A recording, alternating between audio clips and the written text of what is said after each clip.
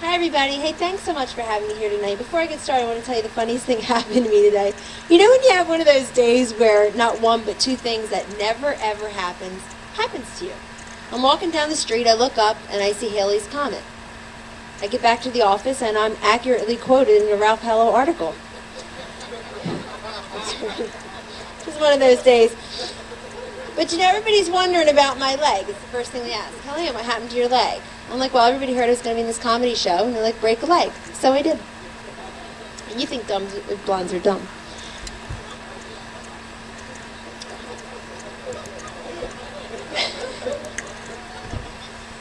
But I thought about using the leg as an excuse, and I said, no, you know what? I'll just be honest with people. They say, what happened to your leg? And I said, I got surgery, and that's the truth. They assume what's wrong, especially here in D.C. At home in New Jersey where I got the surgery, people ask you and they listen and they intently hear. It's like, no, what really happened? Did you kick Susan Estridge? What really happened? And I'm like, no, I have a congenital deformity. My bones were growing up. Tell me what really happened. So I came up tonight with the 5 reasons why Kellyanne's foot is really in a cast. Number 5, Jennifer Laszlo tripped me on the set of Hannity and Combs. Number 4, having just 2 of his own, Chris Matthews needed someone else's foot to stick in his mouth. Number 3, I went salsa dancing with Jerry Nadler. Number 2, I was caught between Jonathan Turley and a camera. And the number 1 reason why Kellyanne's foot is really in a cast, that Fred Thompson's bizarre and kinky foot fetish. I was thinking of using it as an excuse, though. I'm like, well, I could just, plead my foot. I don't have to go do this thing. I'll just give the money to charity. Why, I'm not going to go. And then I looked at who the other contestants were. And I'm like, I've never thought I was funny until this very moment. And I saw some of the other contestants. I said, Bill Ginsberg. One God, one country, one client.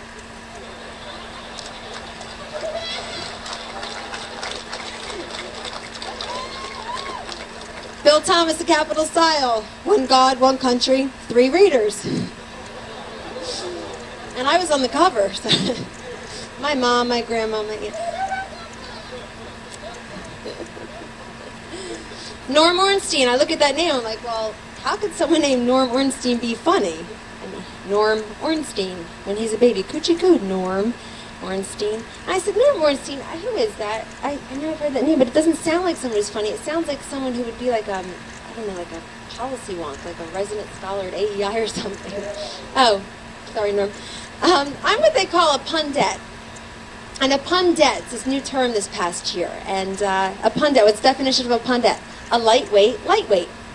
But the real definition of a pundit is someone who goes on TV constantly and just says the same thing over and over and over and over again, but never wears the same outfit twice.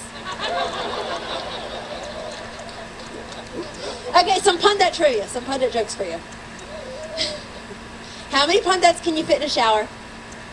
I don't know either. They keep slipping down the drain. What do you call 6 pundits in a row? A wind tunnel. What's this? A pundit with rice in her throat. What's the one difference between a pundit and Ally McBeal? Ally McBeal's on a major network. I'm not just a pundit, though, and I'm hardly a pundit, but I am a pollster. I run this place called the Polling Company right down the street, a block away. Yay! And the people whose salaries I pay volunteered to come tonight, I'm sure. Yeah. Well, new survey's out. It's not ours, but I wish it were, because the new survey says that 70% of men think about sex all of the time. The other 30% are lying. But I'm always attacking these media polls. I think there are way too many media polls now. Like, you can't pick up a paper or turn on a show without seeing a media poll. So I'm always saying, media poll, okay. They'll say, okay, Kellyanne, attack it. Go ahead, why? I'm like, well, look at the sample size. 400. Is this a national survey or a small Jewish wedding on Long Island? But MSNBC did a good poll recently. MSNBC actually did what no other media outlet had ever done. They polled every single viewer, every one. And here's what the 264 of them said. I know it sounds low, but 8 were out at a gun show, and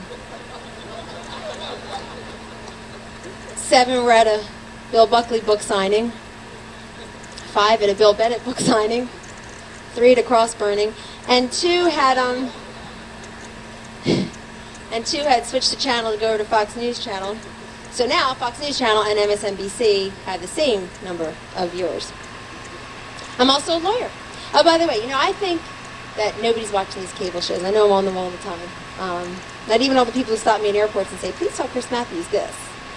But I don't think anybody's really watching them. I actually think that the ratings are much lower than we all believe, and we're probably all watching. They're probably all taping them tonight. But I think if Larry King would just have all his ex-wives watch his show, his ratings would triple. That's how few people are watching this.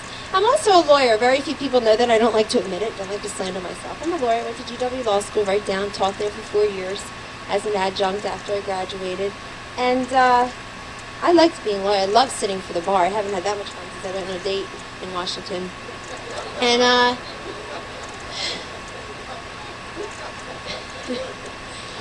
sad story. But I never want to tell lawyer jokes. By the way, this is the first time I've ever done this. But had I done it ever before, I wouldn't have wanted to tell lawyer jokes because, you know, they never go over well. Any lawyers here? Yeah, tons. I can tell all the people aren't laughing, making lists in their head, looking miserable. But the lawyer jokes never go over well because the lawyers never think they're funny and the people never think they're jokes. So I try not to tell them. But it's a true story. Very few people know that I still practice law. I still do a little bit of pro bono work right here in D.C. You got to give back a little bit. So I do a little bit of pro bono work. I had a case recently that would have broken your hearts, and it certainly broke mine. It's a custody battle, vicious divorce, horrible custody battle. Parents arguing, little Becky and little Tommy. They were up for custody. And Becky's crying in front of the judge, and the judge says, okay, you're old enough, kids. Becky, who do you want to live with? And she says, Your Honor, please don't make us live with Mommy because she beats us. And I'm dying. Cancer table. And the judge says, okay, Tommy, who do you want to live with?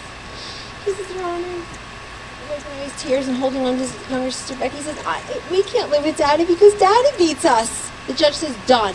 Go and live with the Redskins because they don't beat anybody.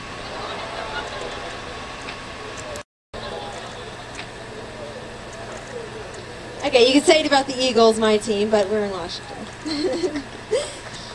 Of course, I do politics. I'm tired of hearing, time and time again, Republicans are anti-environment, you're anti-environment. Jack Kemp has been recycling the same ideas for 20 years. That's very consistent.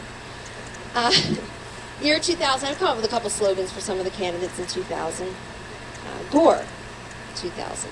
Action figures sold separately.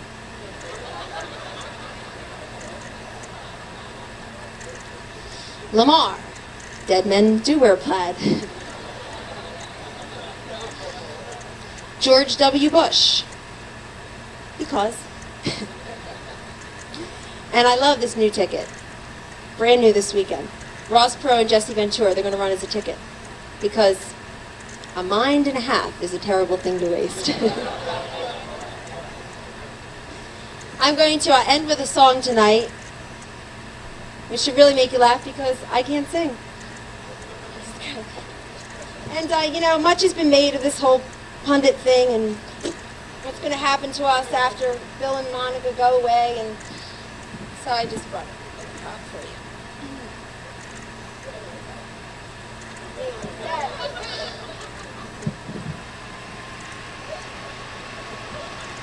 I hope the Starr investigation goes on forever, but just in case it doesn't, I'm looking for a little bit of work now that everybody hates lawyers, pollsters, pundits. I don't know what the hell to do.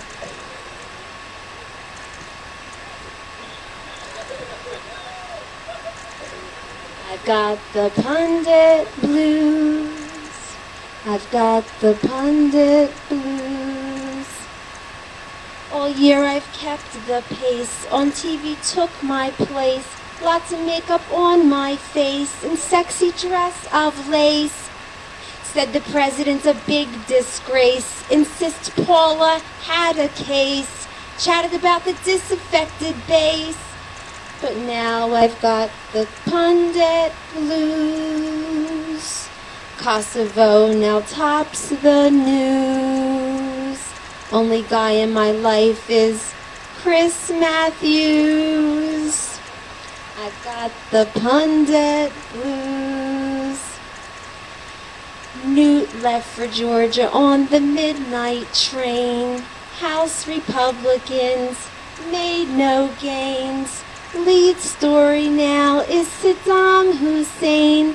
And I don't know nothing about that, but they'll still invite me to chat. As long as I'm blonde and not too fat. I've got the pundit blues. I've got the pundit blues. Read the Star Report, and all I could find is that Clinton's sex life is better than mine. With impeachment now dead, and Rivera still alive, how's a lowly pundit gonna survive?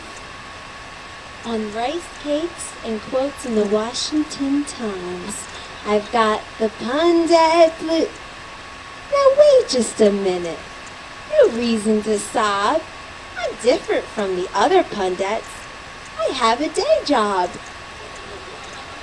Thank you very much. Good night.